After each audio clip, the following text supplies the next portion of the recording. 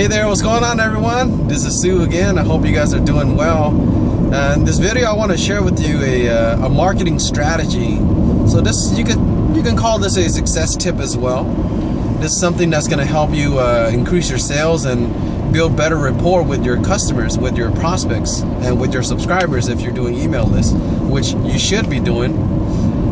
So in fact, this video is going to be more relatable to when you're communicating with your prospects and your email list. All right, so the purpose of you having an email list, the purpose of you connecting with your customers and capturing their contact information is not for you to sell them, right? It's for you to connect with them. You see, a lot of marketers do this wrong, right? And I mean, I'm guilty of this too. When I first started off, I was capturing emails and I really didn't know what to do. I thought, hey, you know what? Like they always say, the money is in the list, right? So you just go and pitch them stuff and start selling them all kinds of things, whatever, right? The opportunity or the product. And, I didn't get a lot of results that way. But then when I changed the approach, because I learned this from my mentor, and other top marketers as well, is, you have to look at your list, right? Your list consists of real people, with real problems. So, they didn't give you their email address, for you to sell them stuff, right? They didn't give you their email address for you to be their infomercial all the time. They gave you their email information because they wanted the information, right? They wanted something from you at that point. They wanted to learn something. They wanted something valuable, some content that they can use in their life, in their business.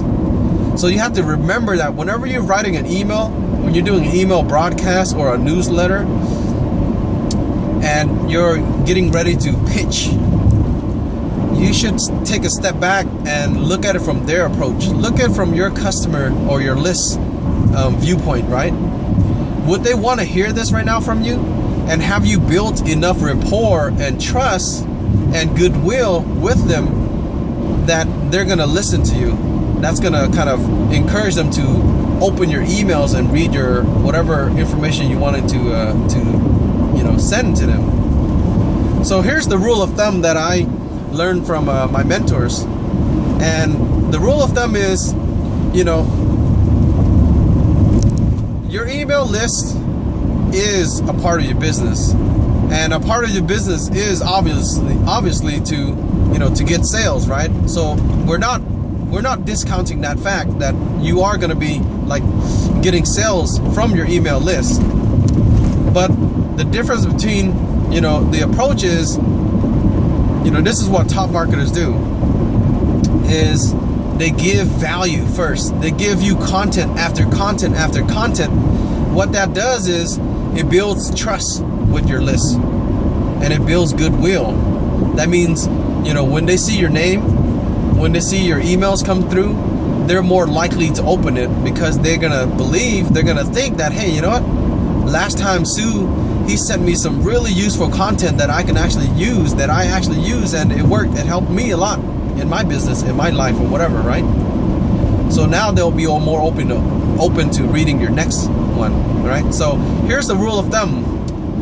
So when you're sending out emails, keep it to this ratio where it's 3 to 1. So, 3 and then 1. So basically, the first 3 emails you send out, just make it all value content, things that is actually valuable to the customer. And you should know your audience too, but you should know what problems they're having.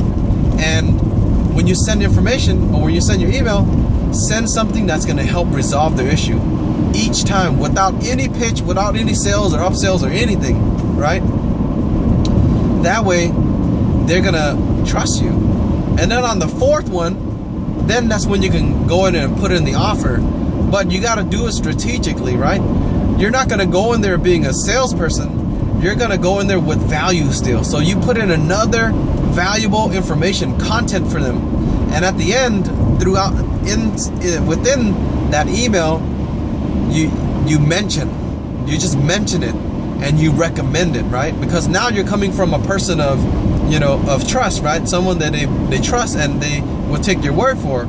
So you come in on the 4th email saying, hey, you know what?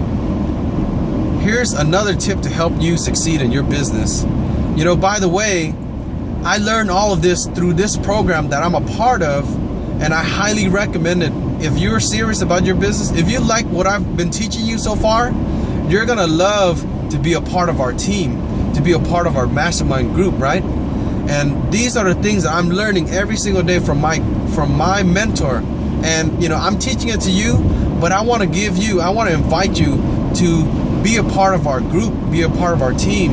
That way you can get what I'm learning, you know, directly from the source, and you can get more help from all of our other team members as well, and be a part of our mastermind and have access to my mentor himself.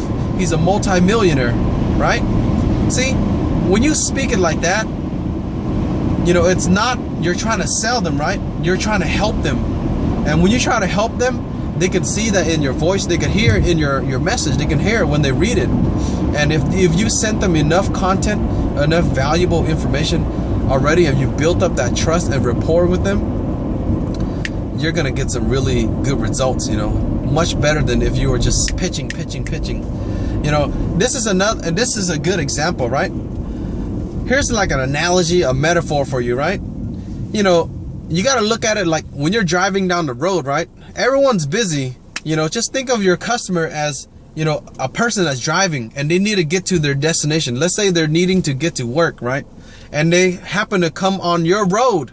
So this road is yours, and you have, you know, stoplights and red lights. So every time you give them a stoplight, a red light, that means you're pitching them. You're actually stopping them from getting them to their destination point.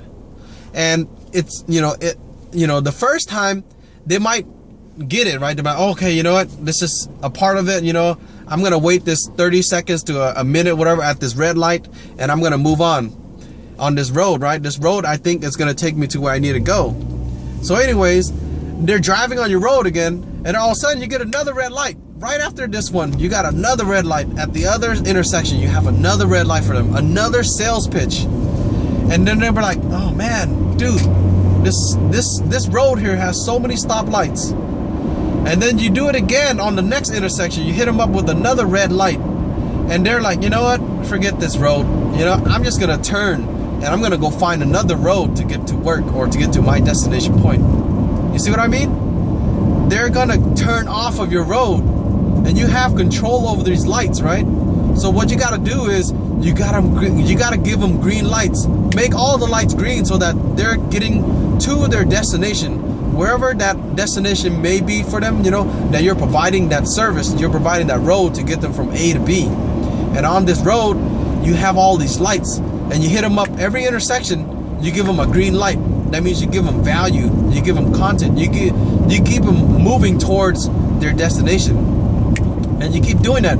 Green light, green light, green light. And then on the 4th intersection, right, you hit them up with a yellow light. You know, you don't hit them up with a red light. You hit them up with a yellow light. The yellow light just means, hey, you know, caution, slow down a little bit, right? I've got something really cool to tell you. Pay attention for a moment. I think this is going to help you.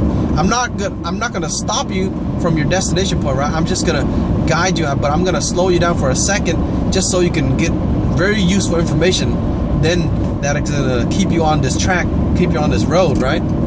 So that's how you got to see it, right?